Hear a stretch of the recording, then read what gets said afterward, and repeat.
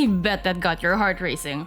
Hello everyone, it's another gaming backlog with yours truly, Beena. That clip you just saw is from MADiSON, a 2022 psychological horror video game. I wouldn't blame you if you haven't heard of this game. It didn't really reach the popularity it deserves, which is a total shame because it might just be the scariest game ever. I'm not just saying this, because it's been tested with science. Yes, science! Before we dig deep into the science of it all, let's talk about MADiSON. The game follows a young man named Luca, who on his 16th birthday is locked up by his dad. Yeah, he won't be getting a world's greatest dad mug for that one. But Luca gets a camera though. That's nice. I mean, it belongs to a serial killer, but beggars can't be choosers. Anyway, Luca's declining mental state makes him see things. Through the camera, he must search for clues to find a way out and unearth an infernal ritual that began 30 years ago. MADiSON was developed by the Argentine studio MADiSON Games, known for...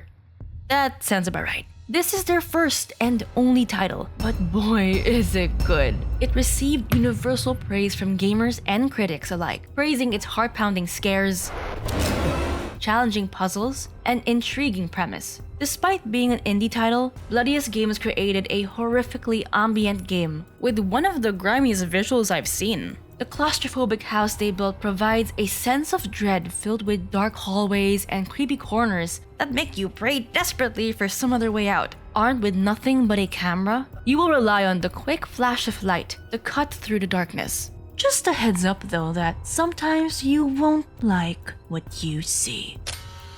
As I said, MADiSON has got to be the scariest game I ever played and quite possibly the most terrifying game ever made. Back in 2020, a company in the UK called Broadband Choices, yes, that is their name, started the Science of Scare project to help them scientifically measure the scariest forms of entertainment available. It originally began with them ranking movies, but in 2022, they thought it would be interesting to add horror video games to the roster. Of course, it would be impossible for a person to play all the horror games ever made on all existing platforms. To further shorten the search, they scoured critic best of lists and looked to Reddit threads like Horror Gaming and the Horror Games community on Twitter. They then invited 200 participants to play more than 45 horror games throughout the summer of 2022, and each time they played, the participants were hooked up to monitors to measure their heart rates.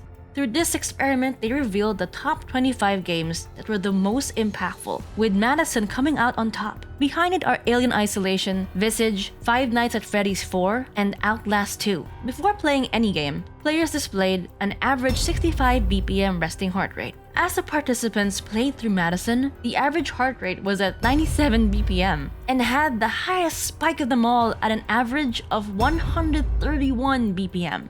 I'm gonna drop some knowledge up in you and tell you that fear, much like happiness or any other, has a physiological component. I definitely did not just read up on all of that in one day. But from my natural knowledge, our bodies produce chemicals that trigger our brain and contribute to our fight or flight response. However, on a psychological level, measuring it may be more difficult when trying to find a more objective finding, because everyone has different experiences that can be a challenge to measure emotionally. Fear is quite subjective. Some might not be bothered by this butterfly, but there are people out there that I know I just made cry. I'm really sorry. To this day, fear is still difficult to measure. But with the experiment done by Broadband, they need a better name. MADiSON still managed to get the most physical reaction among correspondents, as empirically as the experiment allowed. But it doesn't change the experience I've had circling a dark, creepy house and squeezing into tight spaces to find a way out any less unsettling. Just by looking at the results and the top 5 games of the study, there are a couple of things developers can pick up to create a more effective horror game. Don't arm your protagonist. Give them nothing to work with but their instinct to survive. Giving players an option to choose fight over flight gives them the courage to face enemies and the confidence to think that they can make it out unscathed. Alien Isolation features weapons, but it emphasizes evasion over clashes with xenomorphs who can easily tear you to shreds if you aren't careful. Visage and FNAF 4 have mechanics that help delay enemies, while Outlast 2 gives players the option to hide in lockers, barrels, etc. Limiting a player's option to fight elevates that terror when you know you can never be safe. Ambience is everything.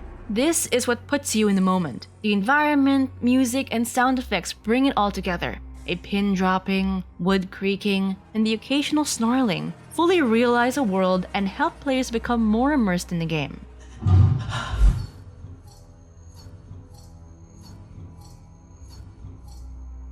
And finally, there is nothing like the fear of the unknown. It may be weird to say for a horror game, but not knowing when or what's coming can be just as terrifying as encountering grotesque creatures. Even if nothing comes out of that very suspicious looking corner over there, it's still unnerving. So developers need to learn when to cut back the scares and let the players fill their minds with their own terror.